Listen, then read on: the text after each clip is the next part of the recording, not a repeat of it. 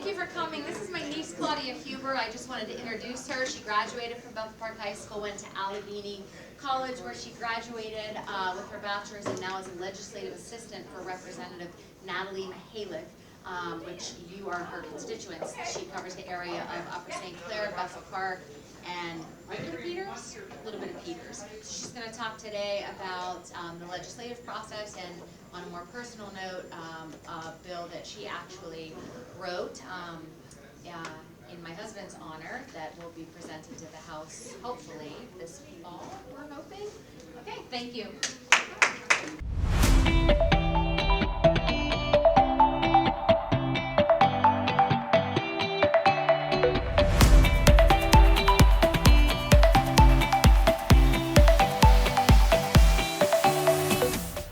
Thank you for the introduction. So, my name is Claudia Huber. I work as a legislative aide to State Representative Natalie Mihalik.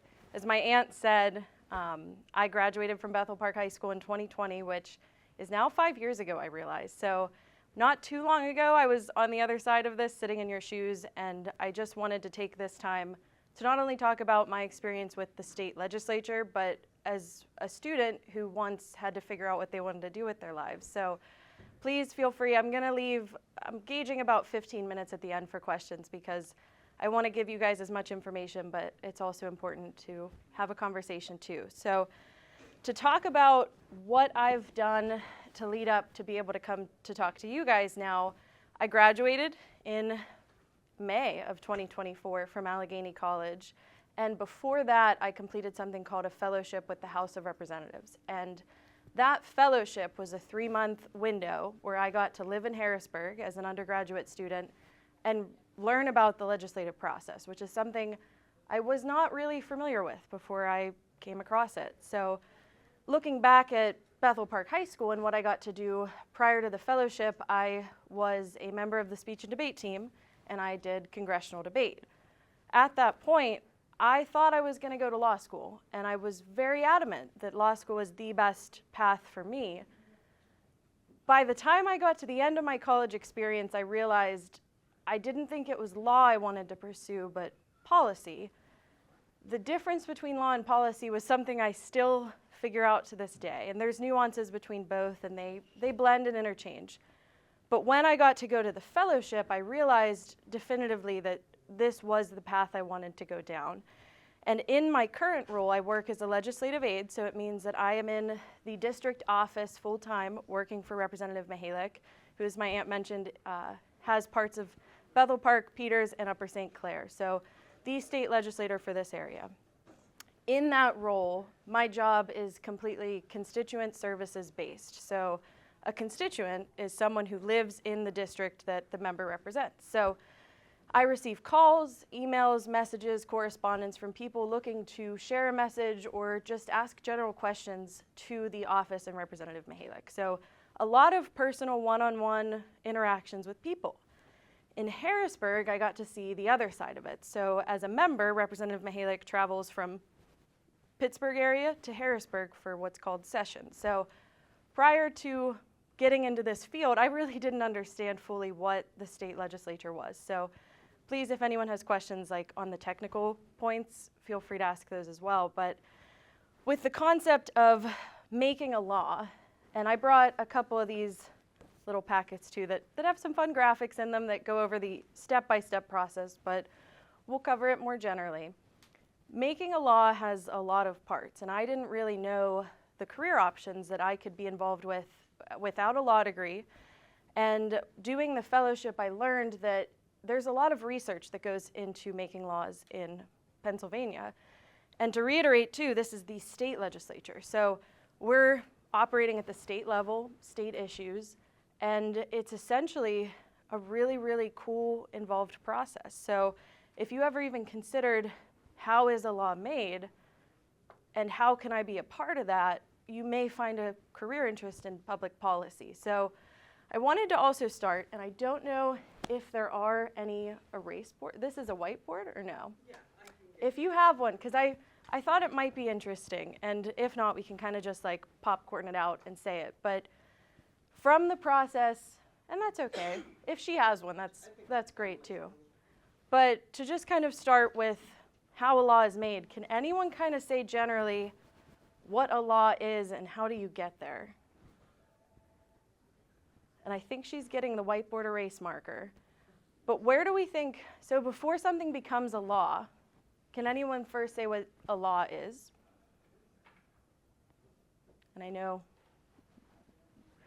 we can have a more open conversation too. So it may help. Thank you so much. I wasn't sure. These boards definitely have a lot of cool stuff with them since I was here. But if we start just on a timeline.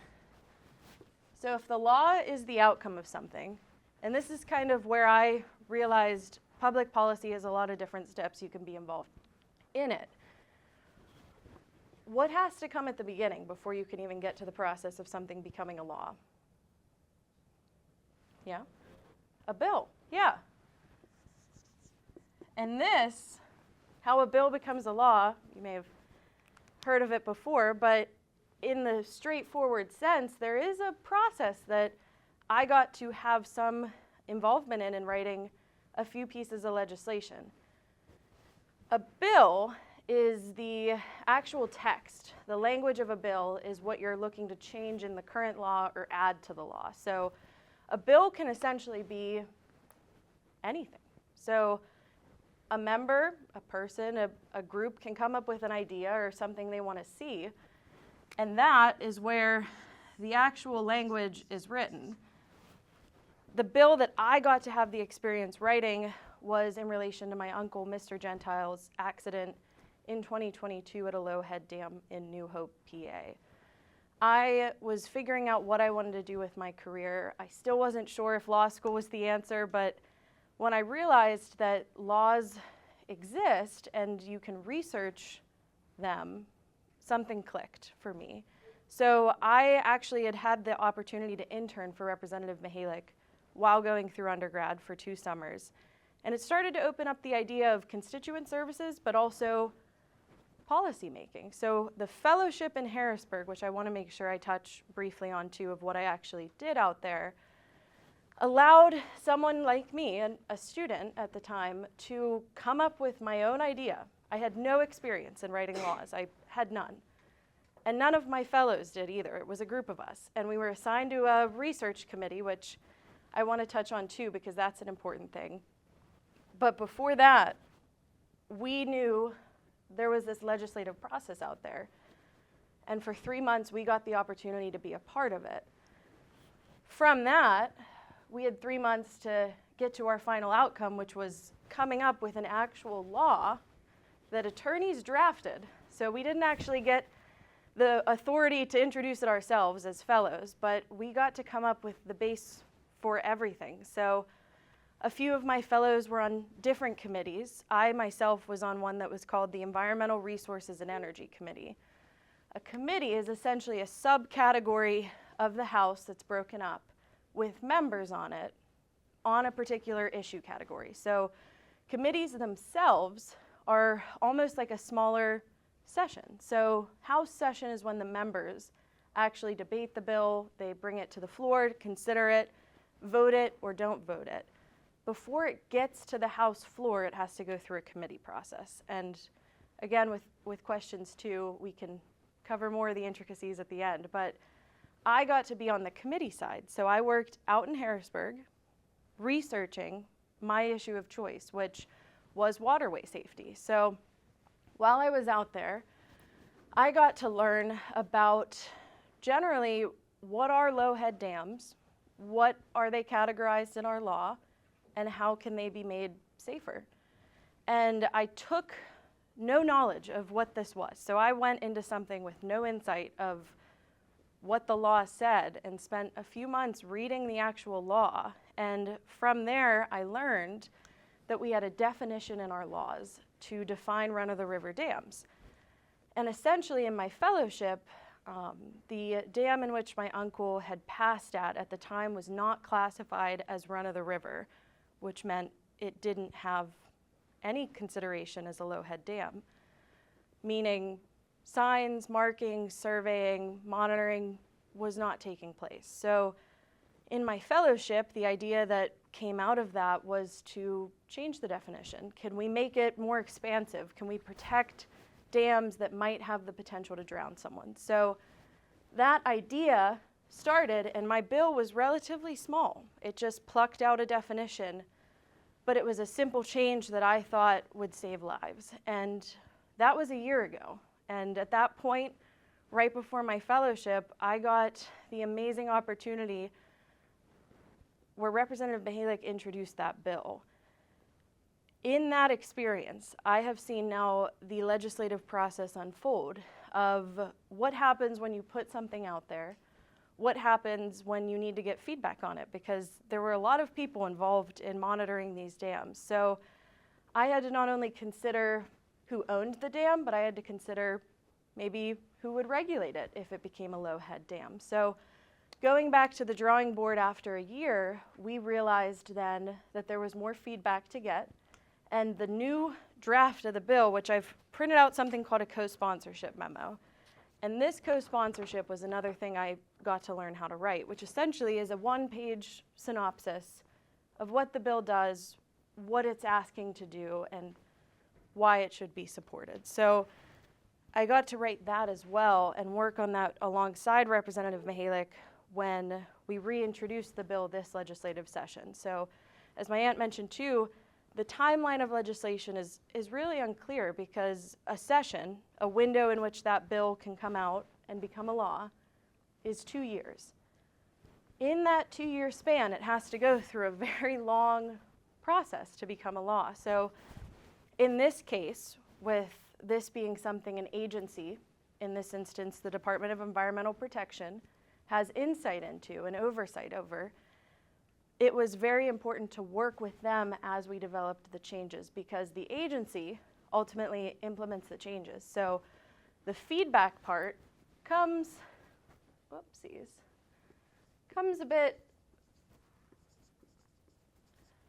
feedback can happen at any point, but as you put these changes out and getting that feedback, we've now have another bill. So from the time I got to write the first piece of legislation, we now have another bill. And this timeline by no means speeds up because the changes come a year later. It has to go through a process where it's considered by the whole House and the whole Senate if a bill were to become a law. So in this case, we have 2 other things that I have not mentioned yet in terms of a bill. So has anyone heard of the phrase of a resolution? So there's legislation, but has anyone heard of the phrase of a resolution? Or can try to guess what the difference between those 2 might be? And I will admit, when I was in high school, I really had only insight from speech and debate because I did Congress. But a resolution's essentially, it's still legislation, but it commemorates and honors something, someone, a date, a month. And while I was out in Harrisburg, I also got to work on 2 resolutions, one of which was making April Low-Head Dam Public Safety Awareness Month, which is a long phrase. My aunt brought up recently, a while ago, she said, "Isn't this already recognized?" And I said, in a couple of ways it is. So there's a few groups that recognize this month already, but in the state of Pennsylvania, if you want to commemorate it in the Commonwealth, it has to be passed as a resolution. So in this case, there were 2 resolutions that we've reintroduced this legislative cycle. The second one commemorates May as Water Safety Month. And I find it interesting, and I don't have the ability to pull it up now, but I thought this would be a good example to explain how something moves to be considered on the floor. So you have a bill, but you could also have a resolution. In this case, if it's a resolution, it goes through a bit of a different process than a bill. The bill, I don't want to say is harder to get through, but it has a lot more steps. So if I was a bill and I was trying to move through the legislative process, someone would have to introduce me. So a state legislator or state senator would have to introduce the bill. The bill gets a bill number. So we'll just do a couple zeros right now, but it would be assigned a number. There's an office of the chief clerk, which made this handout. That office says, based on the content of the bill, what committee it goes to. So in my case, I worked on the Environmental Resources and Energy Committee. Say this bill goes to a different committee. That committee of members votes on that bill. If the bill makes it out of committee, so if the bill makes it out of committee, that means it was supported, voted out. That bill then has to be considered on the House floor. I realize I should have made this line a little longer, but once the bill is considered on the House floor, it has to be considered 3 different days and agreed upon, is the phrase. So it has to be voted on 3 separate times, and then it can move to the Senate if it's a House bill. So if the bill undergoes changes in the Senate, then it has to go back and receive confirmation of those changes. But say the Senate agrees upon the bill, there's no changes, it goes to the governor's desk to then be signed into a law. So that timeline, and I know I said a legislative session is 2 years, so with that in mind, not all bills see the end of the legislative session as a law. So a bill, in the case of the resolutions I got to work on and the legislation, may have to be reintroduced. So where we're at now with a year later of having to get to work on this and learn about this experience, the bills themselves are still in their committees. So I find it interesting too, looking at the clock, and if anyone's interested in checking this out later, I mentioned the 2 resolutions. So a resolution just has to be voted out of the committee and considered on the House floor to then be adopted. The 2 resolutions commemorating April and May are currently going through a committee vote this morning at 10 a.m. They were both sent to committee and voted on this morning. I don't know the vote. It may have not happened yet with the other bills that come up. But the process of you can watch then the committee talk about them, discuss them. Representative Mihalik, the member, may say a few words on them. That process for those 2 pieces of legislation, the resolutions, is happening this morning. So it's almost impossible to say for sure of the timeline, and it's almost a really, really interesting thing of the legislative process is in a lot of ways unpredictable. So having gotten to experience this in the last year, I can't say for certainty where any of this is going to go, if it's going to be taken up and what's going to come out of it, but I got to work on something that has the possibility to go somewhere, and that's the coolest part. So it's a very rewarding thing as it unfolds, but in the scheme of maybe practicing law or getting into public policy, I enjoy the ongoing nature of law writing. And touching more on the fellowship and what I got to do there and what I get to do in the office that I work in now, I still get to research a lot of issues that may relate to legislation daily. So my day-to-day job is meeting with constituents, working on issues that require research, and continuing to learn. So I'm in a job that changes every day. There are some things that are maybe more consistent than others, but I get to continue to research issues like the Lowhead Dam safety weekly. And what I was looking for in a career was something that I could continue to learn, that I could apply my skills now to.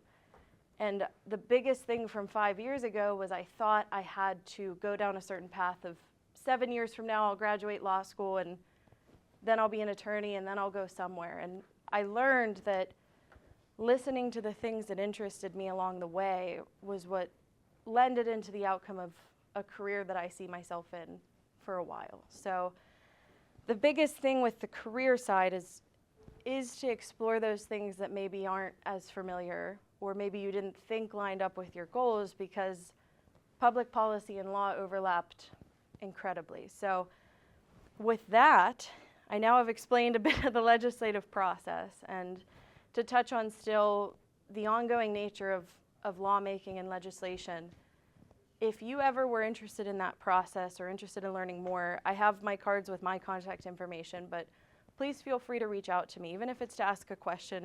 If this is something that would interest you down the line, please don't ever hesitate to reach out. And my aunt, Mrs. Gentile, is here, and I'm sure if you asked anyone at the high school, they could definitely pass along that you're interested in learning more. And I will find a way to get in touch with anyone here who's wanting to learn more. So I wanted to say thank you and letting me come to talk to you guys, and I really appreciate the opportunity to have a more informal conversation, but also have it televised too. So thank you guys so much, and we have plenty of time for questions, so if anyone has any, please let me know. But I'll stop talking for now about the legislative process, so thank you guys again.